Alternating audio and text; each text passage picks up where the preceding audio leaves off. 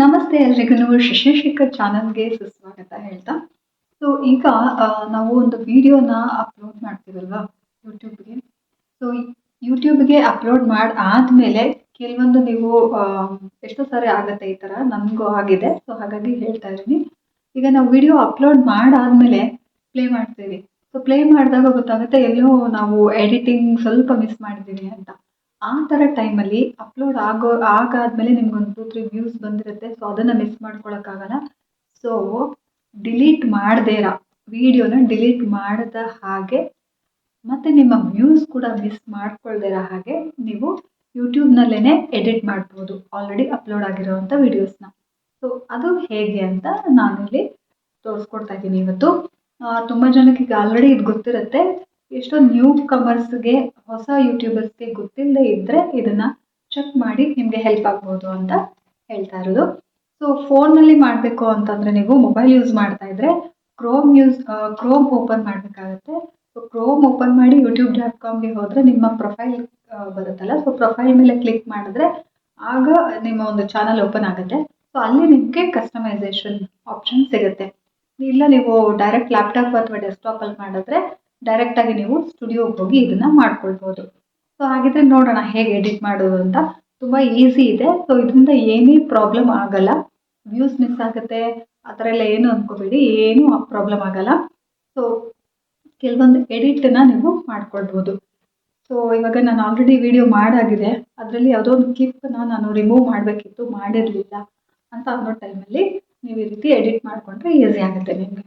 So ನೋಡೋಣ, explain ಮಾಡ್ತೀನಿ. ಈಗ ಸ್ಕ್ರೀನ್ ಮೇಲೆ ಡಿಸ್ಪ್ಲೇ ಮಾಡ್ತೀನಿ ನೋಡಿ. ಇಲ್ಲಿ ನಾನು YT ಸ್ಟುಡಿಯೋ ಓಪನ್ ಮಾಡ್ಕೊಂಡಿದ್ದೀನಿ. ಈಗ ಈ ಇಂಟರ್ಫೇಸ್ ಡೈರೆಕ್ಟಾಗಿ ಸಿಗುತ್ತೆ. ಅಲ್ಲಿ ಕಂಟೆಂಟ್ಗೆ ಹೋದರೆ ನಿಮಗೆ ಕಂಟೆಂಟಲ್ಲಿ ಯಾವ ವಿಡಿಯೋ ಎಡಿಟ್ ಮಾಡಬೇಕು ಅದನ್ನು ಚೂಸ್ ಮಾಡಿ ಪೆನ್ಸಿಲ್ ಐಕನ್ ಕ್ಲಿಕ್ ಮಾಡಬೇಕು.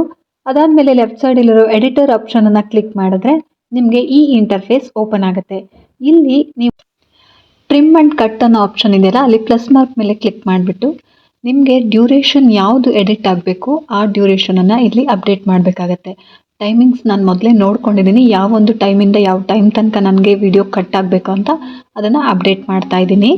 ಕನ್ಫ್ಯೂಸ್ ಮಾಡ್ಕೊಳ್ಳೋಕೆ ಹೋಗಬೇಡಿ. ಇಲ್ಲಿ ಟೈಮ್ನ ಕರೆಕ್ಟಾಗಿ ನಿಮ್ಮ ವಿಡಿಯೋ ಪ್ಲೇ ಮಾಡಿ ಡ್ಯೂರೇಷನನ್ನು ನೋಡ್ಕೊಳ್ಳಿ. ನಿಮಗೆ ಇಲ್ಲೇ ಸ್ಕ್ರೀನಲ್ಲಿ ಟೈಮ್ ಕಾಣಿಸ್ತಾ ಇರುತ್ತೆ ಡಿಸ್ಪ್ಲೇನಲ್ಲಿ. ಸೊ ಸೆಕೆಂಡ್ಸ್ ಕೂಡ ಇಂಪಾರ್ಟೆಂಟ್ ಆಗುತ್ತೆ.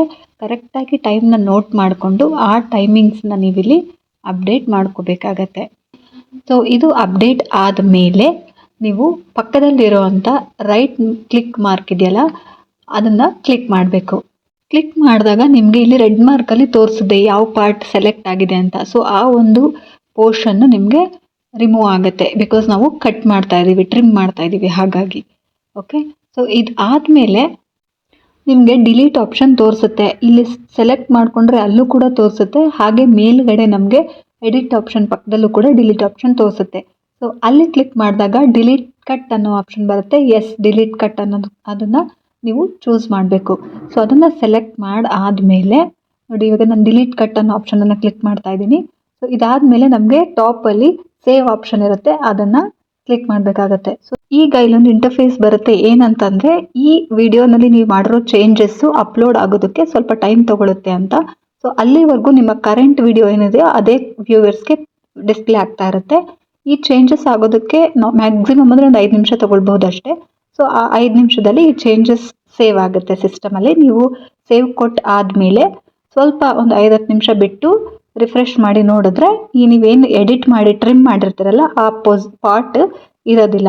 ಸೊ ಹೀಗೆ ನಾವು ಎಡಿಟನ್ನು ಮಾಡ್ಕೊಳ್ಬಹುದು ಅಂತ ಇಲ್ಲಿ ತೋರಿಸ್ಕೊಟ್ಟಿದ್ದೀನಿ.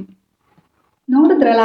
ಸೊ ಈ ವಿಡಿಯೋ ನಿಮಗೆಲ್ಲ ಇಷ್ಟ ಆಯಿತು ಅಂತಂದರೆ ವಿಡಿಯೋನ ಲೈಕ್ ಮಾಡೋದನ್ನು ಮರಿಬೇಡಿ, ಕಮೆಂಟ್ ಶೇರ್ ಮಾಡಿ. ಹಾಗೆ ಸಬ್ಸ್ಕ್ರೈಬ್ ಇನ್ನೂ ಯಾರೂ ಆಗಿಲ್ಲ ಅಂತಂದರೆ ಸಬ್ಸ್ಕ್ರೈಬ್ ಮಾಡ್ಕೊಳ್ಳಿ. ಫ್ರೀ ಇದ್ರೂ ಸಬ್ಸ್ಕ್ರೈಬ್ ಮಾಡಲ್ಲ ಅಂತಿರಲ್ಲ, ಸಬ್ಸ್ಕ್ರೈಬ್ ಮಾಡ್ಕೊಳ್ರಪ್ಪ ಪ್ಲೀಸ್. ಓಕೆ, ಸೊ ಇಲ್ಲಿಗೆ ಈ ಒಂದು ವಿಡಿಯೋನ ಮುಗಿಸ್ತೀನಿ. Thank you so much. ಮತ್ತೆ ಸಿಗೋಣ ಮುಂದಿನ ವ್ಲಾಗಲ್ಲಿ. ಅಲ್ಲಿವರೆಗೂ ಧನ್ಯವಾದಗಳು.